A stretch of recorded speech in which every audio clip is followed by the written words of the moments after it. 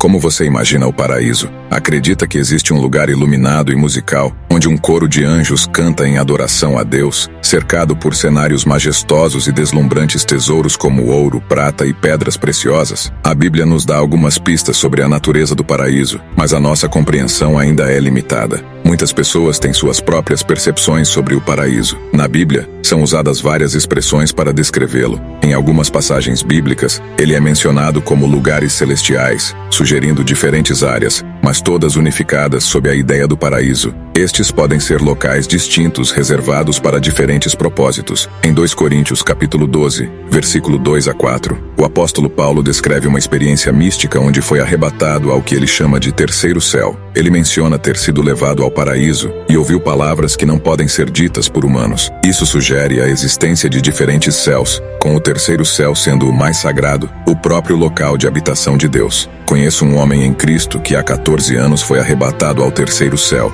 Se foi no corpo ou fora do corpo, não sei. Deus o sabe. E sei que esse homem, se no corpo ou fora do corpo, não sei, mas Deus o sabe, foi arrebatado ao paraíso e ouviu coisas indizíveis, coisas que ao homem não é permitido falar. A palavra paraíso, originada do grego paradisos, refere-se a um jardim. Isso nos remete ao jardim de Deus, possivelmente aludindo ao jardim do Éden. O destino do paraíso é prometido àqueles que se arrependem genuinamente e seguem a fé, como Jesus garantiu ao ladrão na cruz. Jesus lhe respondeu: "Eu em verdade vos digo, hoje você estará comigo no paraíso." No livro do Apocalipse, encontramos menções de um céu médio ou meio do céu, que parece ser uma área onde seres celestiais proclamam mensagens. E olhei, e ouvi um anjo voar pelo meio do céu, dizendo com grande voz: "Ai, dos que habitam sobre a terra, por causa das outras vozes das trombetas dos 3 anjos que hão de ainda tocar." E vi outro anjo voando pelo meio do céu, e tinha um evangelho eterno para proclamar para os que habitam sobre a terra e a toda nação, e tribo, e língua, e povo. Vi um anjo que estava de pé no sol e que clamava em alta voz a todas as aves que voavam pelo meio do céu: "Venham,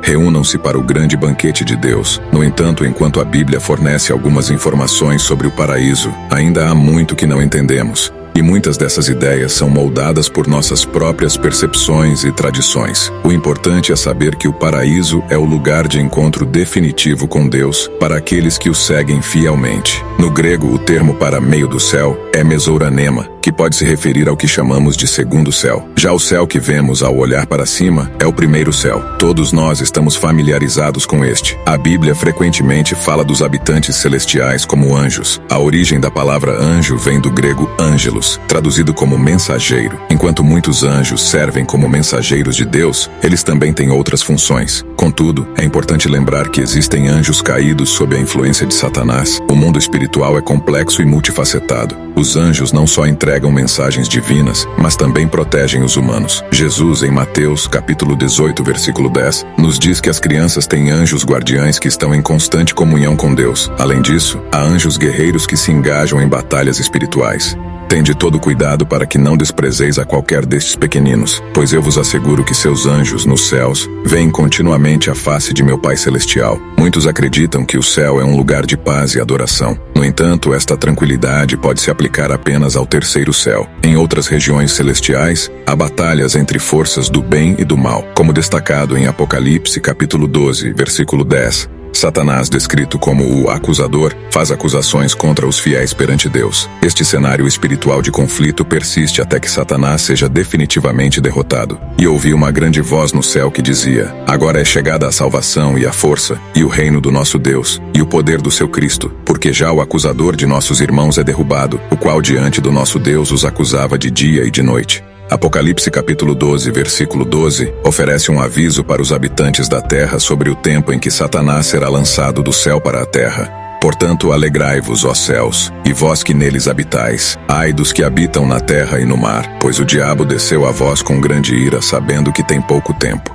Embora os eventos descritos ainda não tenham se concretizado, é prudente estarmos cientes das atividades atuais de Satanás. Contrariamente ao que alguns cristãos possam acreditar, Satanás não está confinado ao inferno. De fato, Apocalipse capítulo 20, versículo 13, fala de príncipes satânicos chamados Morte e Hades, mas Satanás ainda se move livremente pelo universo. O mar entregou os mortos que nele havia, E a morte e o Hades entregaram os mortos que neles havia, e foram julgados cada um segundo as suas obras. A terra está corrompida pelo pecado, enquanto o céu permanece imaculado e resplandece com a glória de Deus. Desde a queda de Adão e Eva, quando optaram por ouvir Satanás ao invés de Deus, o pecado tem afligido a humanidade, conforme Romanos capítulo 5, versículo 19 e Gênesis capítulo 6, versículo 12 descrevem. Sendo assim, como por meio da desobediência de um só homem muitos se tornaram pecadores, assim também, por intermédio da obediência de um único homem, muitos serão feitos justos. Deus observou a terra e viu a que ponto de perversão havia chegado toda a humanidade, com suas práticas malignas. Isaías capítulo 24, versículos 5 e 6 revelam a degradação da terra devido ao pecado humano. A terra está contaminada pelos seus próprios habitantes. Afinal, a humanidade desobedeceu às leis, violou os decretos e quebrou a aliança eterna. Por este motivo, a maldição consome a terra e seu povo é culpado. Por isso, os habitantes da terra serão extinguidos pelo fogo, até que restem apenas alguns poucos seres humanos. O céu, por outro lado, declara a glória de Deus em Salmo capítulo 19, versículo 1, e Isaías capítulo 66, versículo 1. Os céus proclamam a glória de Deus, e o firmamento anuncia a obra das suas mãos. Assim diz o Senhor: o céu é o meu trono e a terra o escabelo dos meus pés. Que casa me edificaríeis vós? E que lugar seria o do meu descanso? Deus, em sua pureza, não pode tolerar o pecado, conforme expresso em Abacuque capítulo 1, versículo 13. Tu, cujos olhos são puros e imaculados, que não suportam ver o mal, que não podes tolerar a malignidade. Então, por que tens paciência com os perversos? Por que ficas em silêncio enquanto os ímpios devoram os que são mais justos que eles? No entanto, o imensurável amor de Deus proporcionou um caminho para a redenção da humanidade. Através da crucificação e do sangue derramado de Cristo, fomos redimidos da maldição e da penalidade do pecado. Jesus Cristo é o elo entre o céu e a terra, e por seu sacrifício a brecha causada pelo pecado foi preenchida. Romanos capítulo 5, versículo 19. Sendo assim, como por meio da desobediência de um só homem muitos se tornaram pecadores, assim também por intermédio da obediência de um único homem, muitos serão feitos justos. Todos nós, por nossa natureza, somos pecadores. Porém, pela graça de Deus, temos a esperança da salvação. Efésios capítulo 2, versículos 8 e 9. Jesus abandonou as maravilhas do céu para resgatar a humanidade pecaminosa. As maravilhas do céu, como descritas por João em Apocalipse, ultrapassam nossa compreensão humana. Ainda assim, é prometido que um dia, transformados, testemunharemos toda a glória celestial. Porquanto pela graça sois salvos por meio da fé, e isto não vem de vós, é dom de Deus. Não vem por intermédio das obras, a fim de que ninguém venha a se orgulhar por esse motivo. No céu, a visão mais gloriosa será a de nosso Salvador. Isaías capítulo 33, versículo 17 nos lembra da beleza do Rei. E Apocalipse capítulo 5, versículos 6 e 13 revela a adoração dada ao Cordeiro. Seus olhos verão o Rei em todo o seu esplendor e vislumbrarão o território em sua plena dimensão. Ouvi também a toda criatura que está no céu e na terra, e debaixo da terra, e no mar, e a todas as coisas que neles há, dizerem: ao que está assentado sobre o trono e ao Cordeiro seja o louvor e a honra e a glória, e o domínio pelos séculos dos séculos. Enquanto aguardamos com antecipação, é vital mantermos nosso foco em Cristo, buscando um relacionamento mais profundo com Ele e com o Espírito Santo, conforme descrito em João capítulo 14, versículo 26. Mas o advogado, o Espírito Santo, a quem o Pai enviará em meu nome, esse vos ensinará todas as verdades e vos fará lembrar tudo o que eu vos disse. Para concluirmos este entendimento, realizemos uma oração ao Eterno.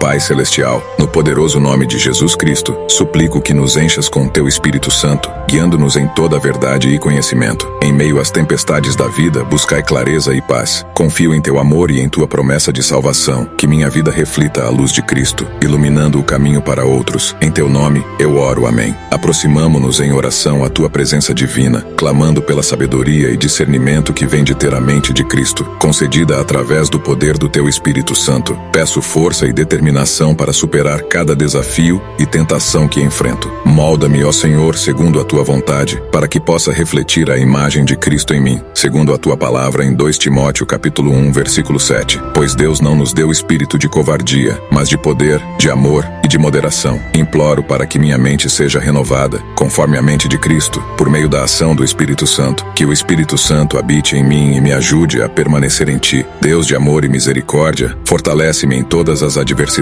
e enriquece-me com os dons do Espírito, para que os frutos do Espírito Santo floresçam em minha vida. Tens um desejo ardente pela salvação de todas as almas, e por isso, desejas que todos conheçam a verdade do teu amor. Peço que irradias tua luz divina sobre todos, para que possam glorificar-te na unidade da fé, esperança e amor. Envia, Senhor, obreiros para a tua colheita, guiados e inspirados pelo Espírito Santo, o sopro vital da Igreja. Ó Rei eterno e glorioso, envia-nos a promessa do Pai, o Espírito da verdade. Peço que o Consolador que procede de ti venha sobre nós, iluminando nossos corações e nos conduzindo a toda a verdade, conforme a tua promessa. Amém.